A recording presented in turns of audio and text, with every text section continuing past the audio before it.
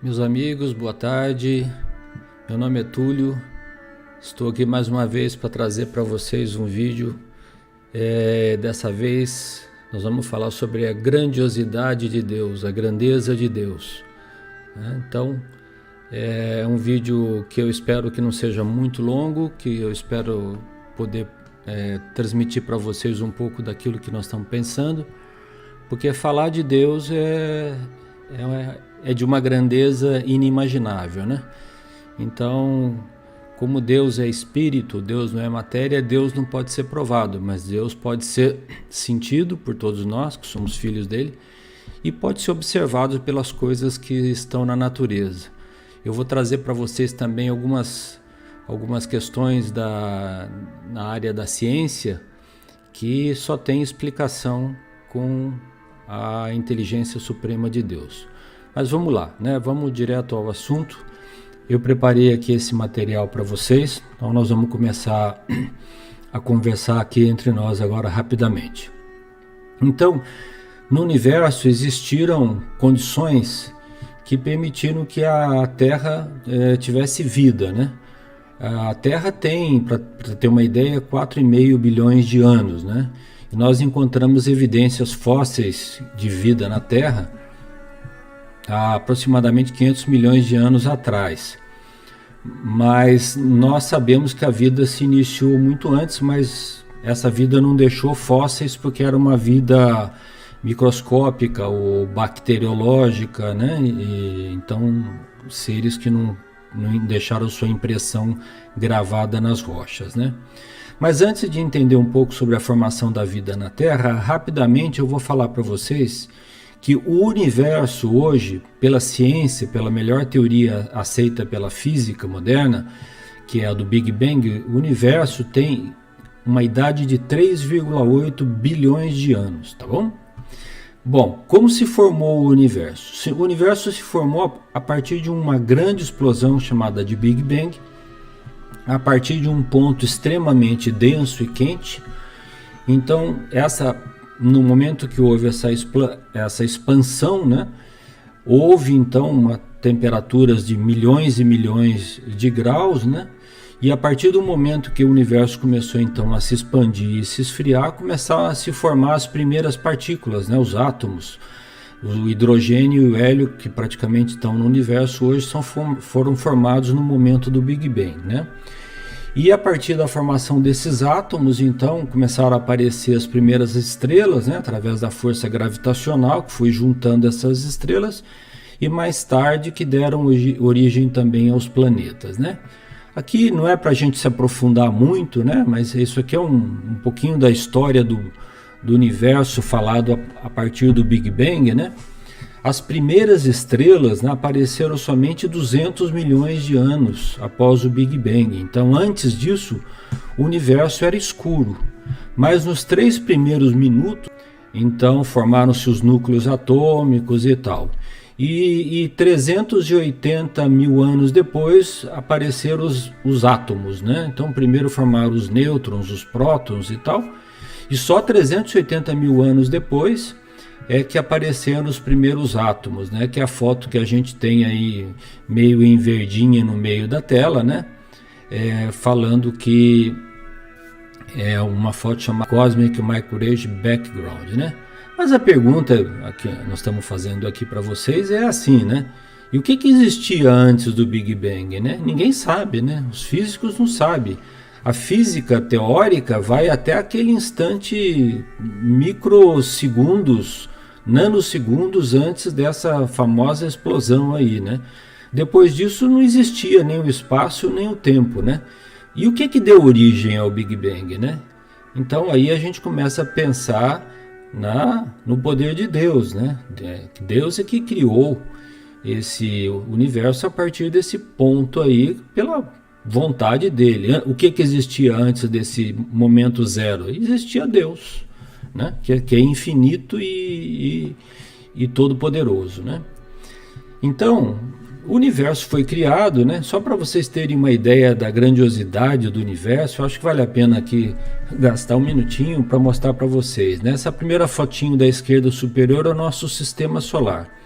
Depois, nosso sistema solar, ele faz parte de um lugar chamado universo local, que é esse que está à direita no canto superior aí, que tem mais ou menos 40 galáxias, Andrômeda, Via Láctea e outras, né, menores, né?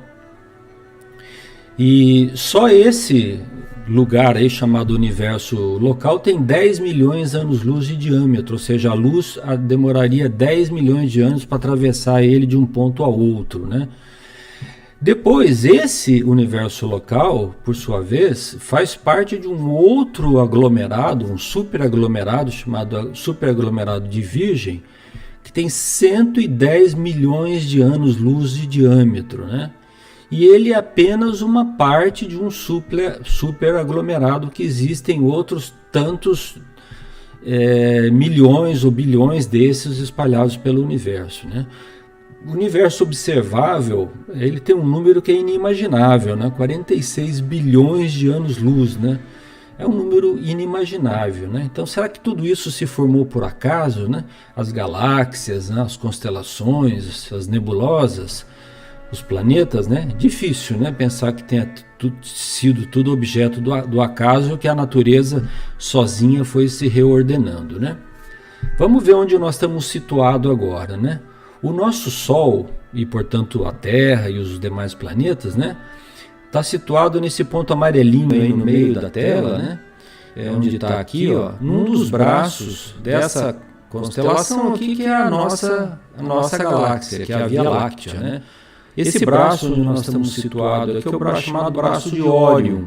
Nós estamos bem na periferia da Via Láctea, né, mais ou menos uma distância de 27 mil anos-luz do centro da galáxia. Aqui no centro da galáxia existe um super buraco negro, né, supermassivo, mas o que pouca gente sabe, né, é que isso aqui está girando, né? Nós, junto com o Sol e o Sistema Solar, nós também estamos girando aqui em torno da Via Láctea, né, a uma velocidade estonteante, né, de 225 km por segundo, né? Só que ela é tão grande, ela tem 100 mil anos-luz de diâmetro, né, que são necessários 200 milhões de anos para dar uma volta aí, né? Como a Terra tem mais ou menos 4,5 bilhões de anos, então nós podemos dizer que já demos 22 voltas em torno da Via Láctea, né? Agora, quem é que idealizou? Quem foi o arquiteto celestial que controlou, que fez com que toda essa coisa se funcionasse dessa forma, toda bonitinha, né? É para a gente pensar, né? Tudo isso foi obra do acaso, né? Para vocês terem uma ideia, só na nossa Via Láctea tem 300 bilhões de estrelas, né? E, naturalmente, em cada uma dessas estrelas existirão planetas, então existirão incontáveis habitações aí na Via Láctea, né? Outra coisa muito, muito surpreendente é que se descobriu, mais ou menos na década de 30, né? Pelo trabalho desses cientistas que estão aí, né, o Einstein, o Lamater, que inclusive era padre, né, e o Hubble, que é o nome do telescópio, Edwin Hubble, que o nosso universo está se expandindo numa velocidade também incrível, né? E o que provoca essa expansão é uma coisa chamada energia escura, que responde por 73% da matéria ou da energia do universo, que ninguém sabe direito o que é, né? E além disso, nós temos também 23% de matéria escura, que também ninguém sabe o que é, só conhece ela através dos efeitos gravitacionais. Ou seja, em resumo, o que a ciência conhece hoje de matéria que é chamada matéria bariônica, que são compostos os átomos que a gente conhece? Só 4% do universo, né? Então nós temos muita coisa ainda para descobrir, né? Para aprender, né? E o processo de formação dos planetas também se deu de uma forma muito organizada, né? No momento que se formavam as primeiras estrelas, em volta delas formavam um disco, né, de gás e poeira, e esse gás e poeira, pela força gravitacional, foi se aglomerando, né? Dando origem então a corpos celestes de massa, né? Que são os planetas, os planetoides, os asteroides, né? Esse é um processo que demorou assim centenas de milhões de anos para ser formado, né? Então, num processo semelhante a esse, nasceu a Terra, né? Então, como que isso aconteceu também, né? Também de forma do nada, né? Aconteceu isso, hein? É pouco provável, né? Então tá aí, né? Só para mostrar para vocês, né? Nós temos o Sol, né? Uma estrela pequena, até uma estrela considerada anã, né? O nosso sistema solar, como está aí na foto de baixo, tem 9 planetas, né? Nós somos o terceiro, contando do Sol, né? Para a esquerda, para a direita, é Mercúrio, Vênus, Terra, né? E nós estamos numa região muito privilegiada do sistema solar, e nós vamos falar disso agora por quê, né? Então, a partir desse momento agora, eu vou trazer para vocês 5 fatos assim que mostram claramente a intervenção da inteligência divina na formação da vida na Terra, né? E não tem explicação para eles se não tiver a mão de Deus aí, né? Então, o primeiro deles, né, é que a Terra está numa posição no nosso sistema solar chamado de zona habitável, que é essa verdinha que está aparecendo na foto de cima aí. Por que é zona habitável? Porque nós temos uma temperatura aqui que não é nem muito fria nem muito quente, né? Então, a água consegue estar aqui no formato líquido, né? Os planetas que estão mais à esquerda, perto do Sol, são muito quentes, né? A atmosfera já evaporou, como é o caso, por exemplo, de Mercúrio, né? E Vênus, que a temperatura ambiente lá é 400 graus. E os planetas que estão mais à direita são chamados planetas, tirando Marte aí depois, que é um pouquinho melhor, que está na borda da zona habitável, os demais são planetas gasosos, né? Então, foi por acaso que a Terra caiu nessa posição aí? Difícil, né? A segunda coisa muito interessante também, a Terra, ela tem um eixo de inclinação em relação ao plano do sistema solar de 23 graus e meio. Esse eixo de inclinação também não é por acaso. É com ele que existem as estações do ano, né? Então, inverno, verão, outono, primavera só existem por conta dessa inclinação desse eixo aí, né? Se o eixo fosse reto, né, 0 graus, por exemplo, né, nós não teríamos estações do ano, né? Então, tem uma quantidade inumerável de ciclos de vida na Terra, que daria para fazer uma palestra separada, que depende das estações do ano. E nós mesmos, seres humanos, também, né? A colheita e tudo mais, né? A terceira coisa muito relevante aqui, que tenho que falar para vocês, é que a Terra tem um campo magnético que nos protege do vento solar e de raios ultravioletas, que se atingissem a Terra, eles tornariam a nossa vida inimaginável. Seria como morar dentro de um forno de micro-ondas, tá certo? A vida não existiria. Então vocês olham aí na foto de baixo, né? A Terra está sendo protegida pelo campo magnético dos raios solares, né, que desviam esses raios cósmicos aí para fora da zona onde nós estamos habitando, né? Então, também foi por acaso que isso aconteceu, né? A outra e a quarta coisa muito importante, né, é que nós temos uma atmosfera, né? Uma atmosfera que vai aí pelo menos até 80 quilômetros de altura. Depois ela é mais rarefeita, mas ela continua tendo atmosfera aí acima até quase 600 quilômetros, né? Chamado exosfera ou termosfera, né? Mas que tem várias funções importantíssimas, né? A primeira delas, né, que é prover respiração, né? É formada de nitrogênio e oxigênio, e com ela nós respiramos, né? E ao longo dos séculos que se passaram, a Terra foi bombardeada por inúmeros meteoros que são derretidos, são destruídos quando cruzam a atmosfera, né? Vocês olham a superfície da Lua, por exemplo, vão ver que lá ela toda cheia de cratera porque não tem atmosfera, né?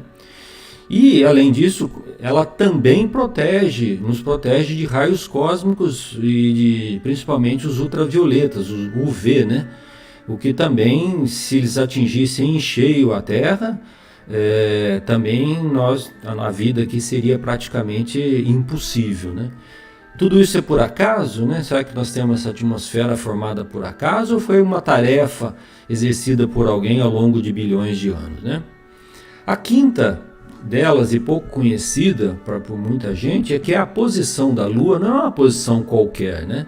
Primeiro, a existência da Lua, né? Como que a Lua se formou, né? Mas a Lua é responsável por garantir o número de horas do dia. Se a Lua não tivesse nessa posição, se ela se afastasse ou se aproximasse demais, a Terra não teria 24 horas de dia, o dia não seria de 24 horas. Né? Porque em função da rotação da Terra e da órbita da Lua é que se define as 24 horas do dia. Né? Então é uma posição exata, ela não está ali por acaso. Né? Fora ser uma coisa grandiosa que faz parte já da nossa vida, né? Que tem aí as fases da Lua cheia, Lua nova, né? Que inclusive mexe com a vida animal e tal, com a procriação.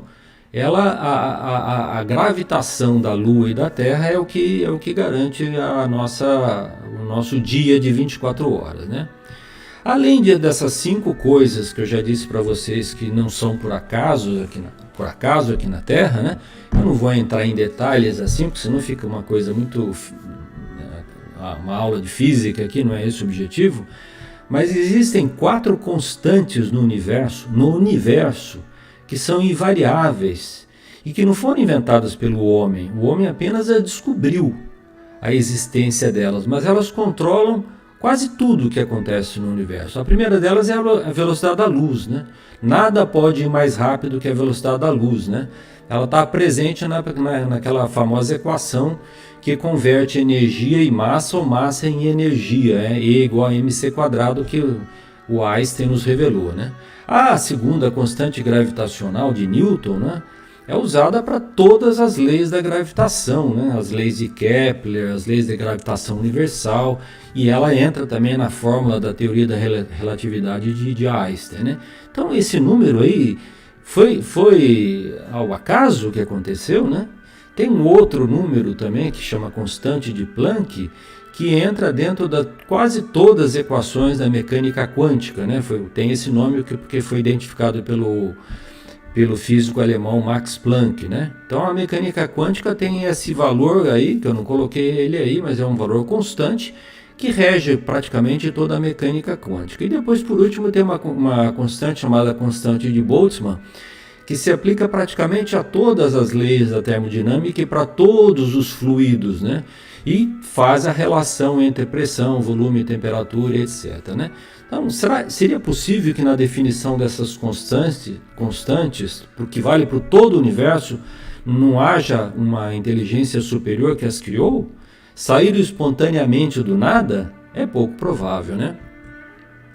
E por último, e não menos intrigante, né, só para lembrar vocês, todos esses elementos que estão aí da tabela periódica, todos eles, né, mais de 100 elementos da tabela periódica, né, são formados simplesmente por 3 elementos, o próton, nêutron e elétron, que mudando a quantidade de prótons, nêutrons e elétrons, muda os materiais dessa tabela periódica, o hidrogênio, o nitrogênio, o carbono, né, o enxofre, o oxigênio e tal. Será que é por acaso, né, que toda a natureza está constituída em cima de 3 blocos fundamentais assim, né? Não houve um princípio inteligente que coordenou essa criação, né? Então, aí nós chegamos um pouco na teoria científica da vida, que eu não vou entrar muito, deixo aqui para vocês, né?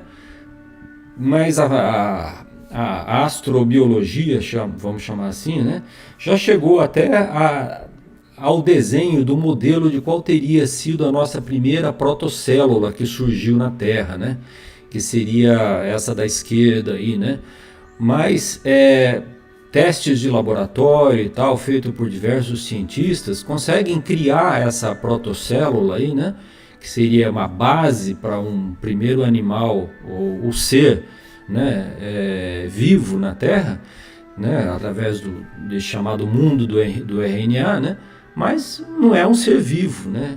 Então teria que haver uma interação entre esses componentes que compõem essa primeira protocélula, que ninguém sabe como foi que ocorreu, né?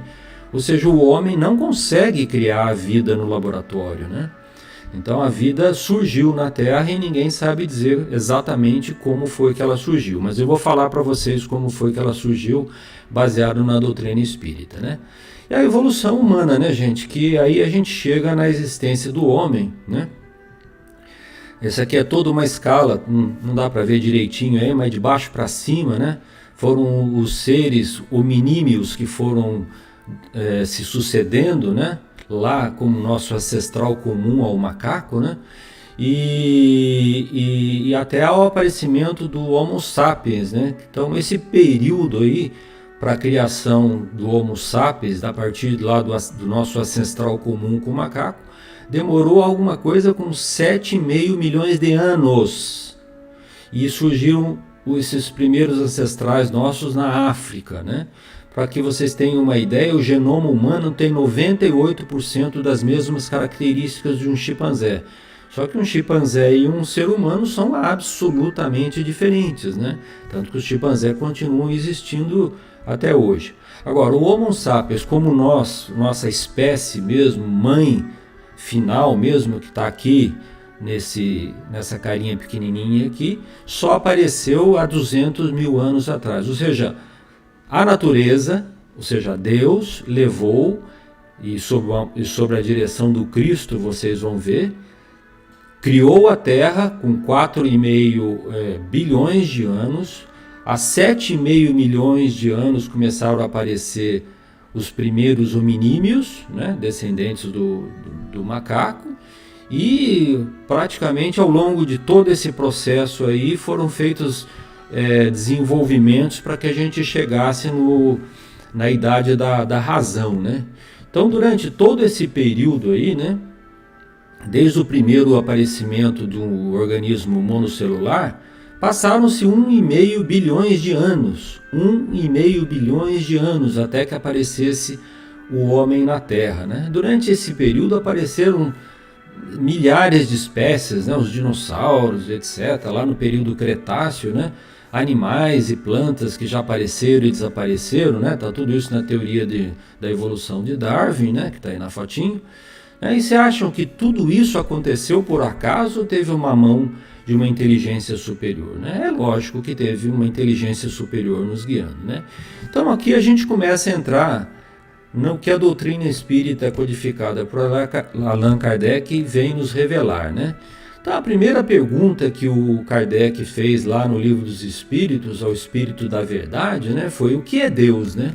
Então os espíritos responderam: Deus é a inteligência suprema, olha bem, causa primária de todas as coisas. Causa primária de todas as coisas. Aí ele perguntou: onde se pode encontrar a prova da existência de Deus? E a resposta: num axioma que aplicais às vossas ciências. Não há efeito sem causa. Procurai a causa de tudo, e o que não é obra do homem é a vossa razão responderá. O que não é obra do homem é obra de Deus, né? Tudo isso que nós vimos agora há pouco, nada disso é obra do homem, né? Então, para se crer em Deus, basta que se lance um olhar para as obras da criação, e eu trouxe elas aqui, algumas delas, né? Podia ter trazido muito mais, né? Mas por aí, impossível duvidar da existência de Deus, né? Porque atrás de uma causa inteligente tem que ter um efeito que cause, um efeito inteligente que tenha promovido tudo isso. Mas como isso se deu, né? Então nós tomamos como base o livro Evolução em Dois Mundos, do André Luiz, e eu vou só pincelar algumas coisas aqui, porque é um livro muito técnico, não é? Mas eu trouxe algumas coisas com as quais são básicas que a gente tem que lidar e tem que entender, né?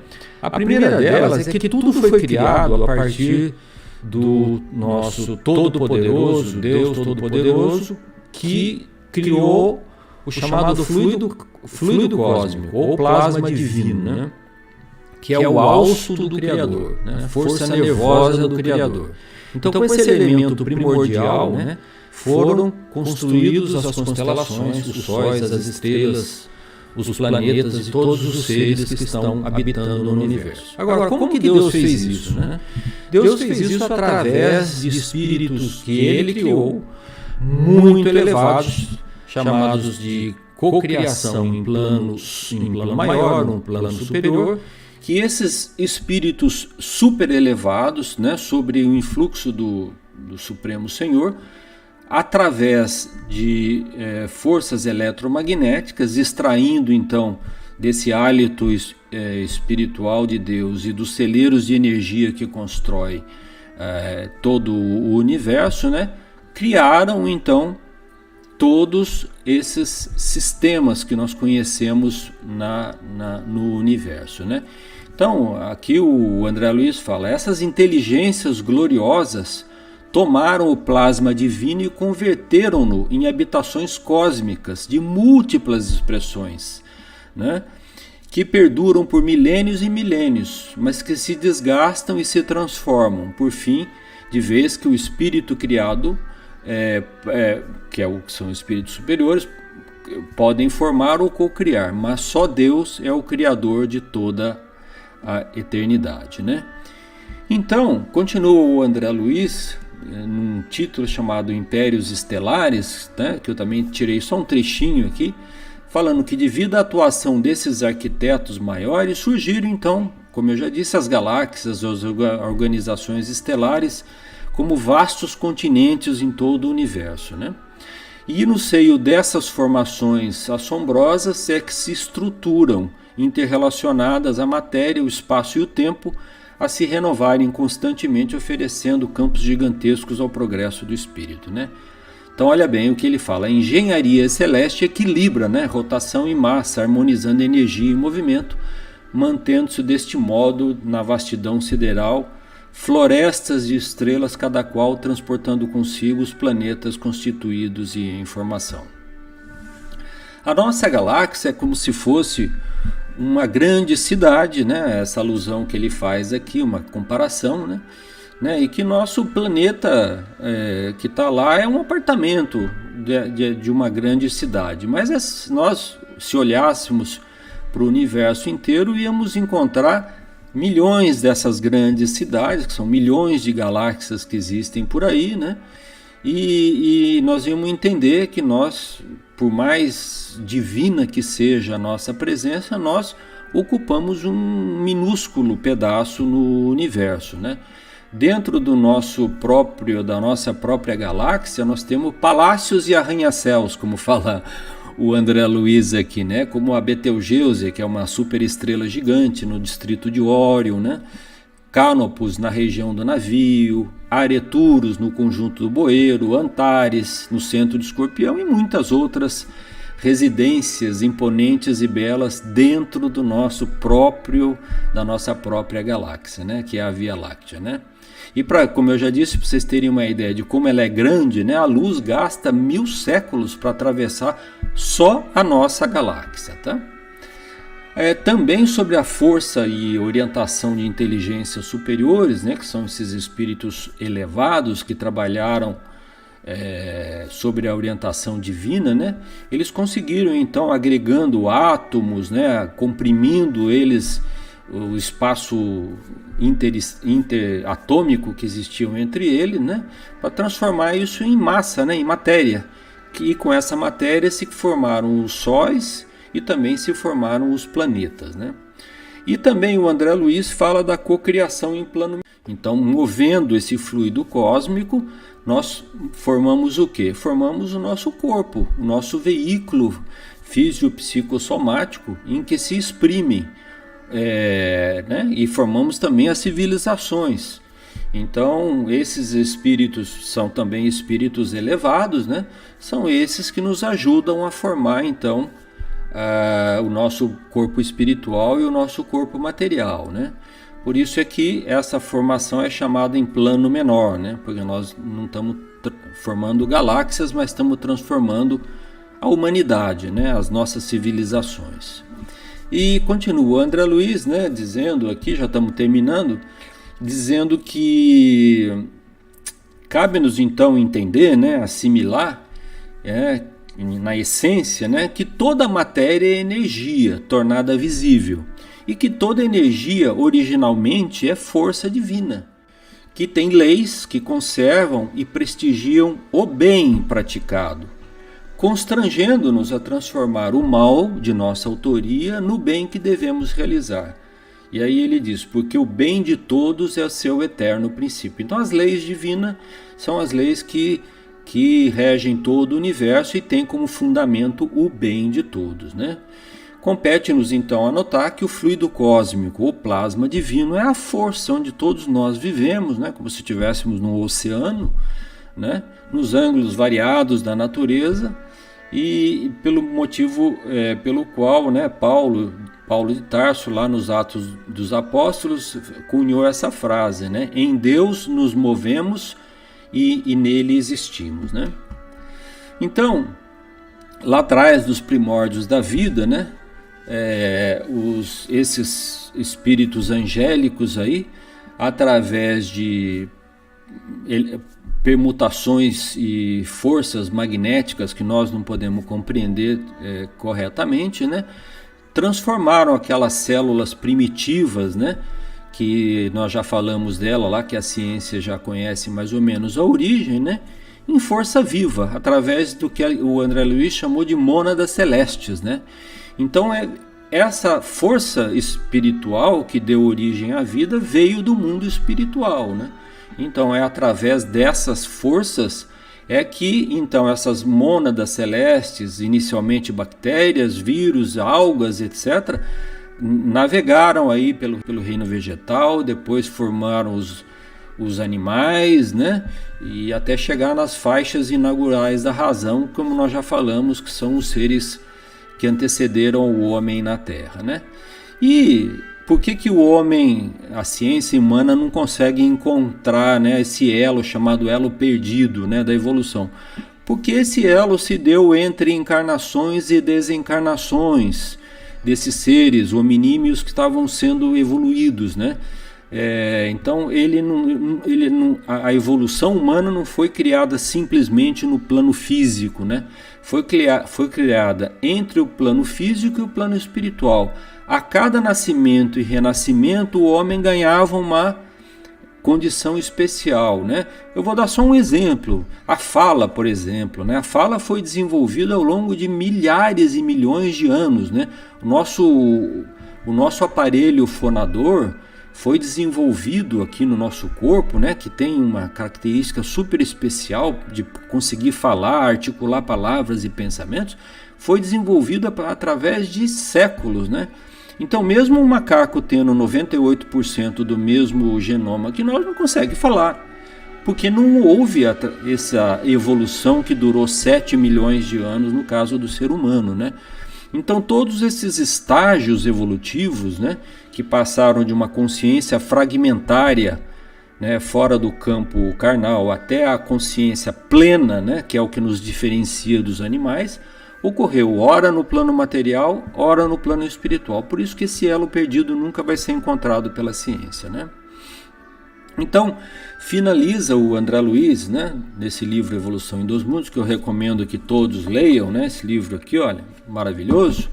Ele diz assim: é assim que dos organismos monocelulares aos mais complexos, né, você viaja no rumo, e aqui eu acho importante falar isso, de elevada destinação que lhe foi traçado no plano superior, tecendo os fios da experiência da túnica da própria exteriorização, né, o nosso corpo espiritual, o nosso corpo material, segundo o modelo mental que cada um traz de nós de acordo com as leis de ação e reação, né? Então, nós já falamos, para sair da fase praticamente inicial da vida até chegar agora, 1,5 bilhões de anos já se passaram, né? Mas os últimos 200 mil anos foram importantes, por quê? Aí o homem ganhou a razão.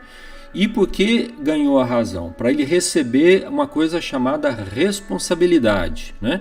E a responsabilidade foi o que preparou o homem para as bênçãos do Cristo. E aqui vale dizer uma coisa muito importante.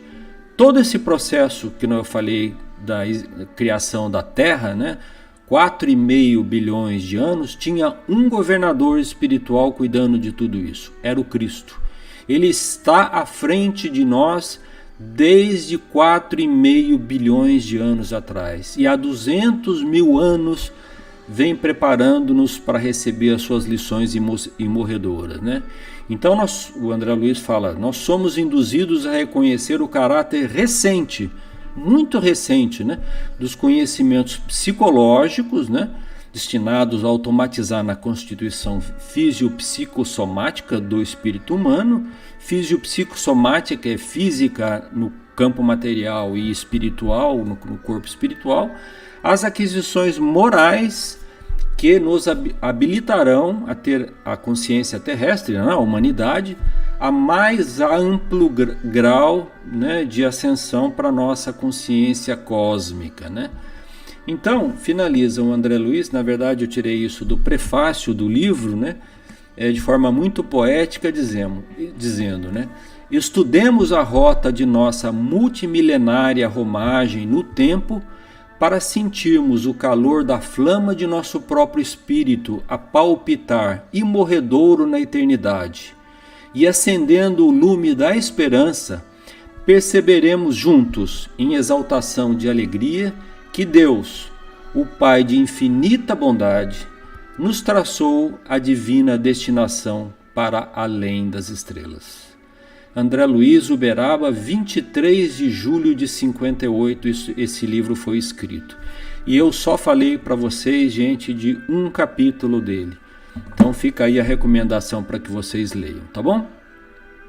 E agora, realmente, finalizando, eu vou deixar como meu bilhete de despedida para vocês dessa despretensiosa e singela apresentação, porque falar sobre Deus é de uma grandiosidade que escapa a qualquer ser humano, né?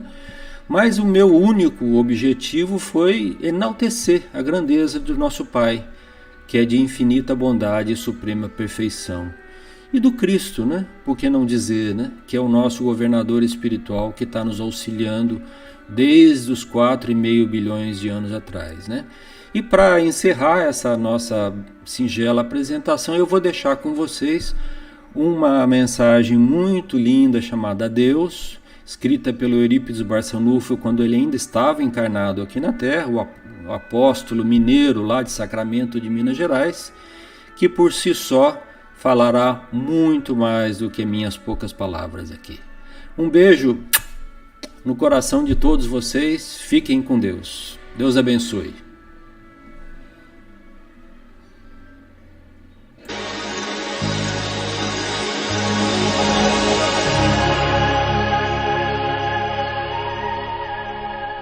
O universo é obra inteligentíssima, obra que transcende a mais genial inteligência humana. E como todo efeito inteligente tem uma causa inteligente, é forçoso inferir que a do universo é superior a toda a inteligência. É a inteligência das inteligências, a causa das causas, a lei das leis, o princípio dos princípios, a razão das razões, a consciência das consciências. É Deus. Deus, nome 1000 vezes santo, que Newton jamais pronunciava sem se descobrir.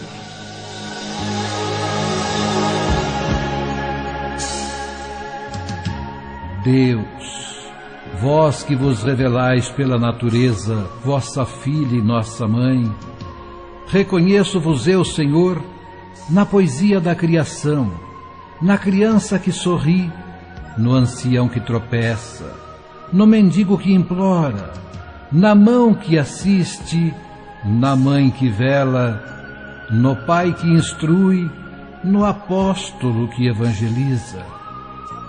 Reconheço-vos eu, Senhor, no amor da esposa, no afeto do filho, na estima da irmã, na justiça do justo, na misericórdia do indulgente, na fé do pio, na esperança dos povos, na caridade dos bons, na inteireza dos íntegros. Deus, reconheço-vos eu, Senhor, no estro do vate, na eloquência do orador, na inspiração do artista, na santidade do moralista, na sabedoria do filósofo, nos fogos do gênio. Deus, reconheço-vos eu, Senhor, na flor dos vergéis, na relva dos vales, no matiz dos campos, na brisa dos prados, no perfume das campinas, no murmúrio das fontes, no rumorejo das franças, na música dos bosques, na placidez dos lagos, na altivez dos montes, na amplidão dos oceanos, na majestade do firmamento. Deus, reconheço-vos eu, Senhor, nos lindos antélios, no íris multicor, nas auroras polares, no argêntio da lua, no brilho do sol, na fulgência das estrelas, no fulgor das constelações. Deus, reconheço-vos eu, Senhor, na formação das nebulosas, na origem dos mundos, na gênese dos sóis, no berço das humanidades, na maravilha, no esplendor, no sublime do infinito. Deus, reconheço-vos eu, Senhor, com Jesus quando ora, Pai nosso que estais nos céus, ou com os anjos quando cantam, glória a Deus nas alturas.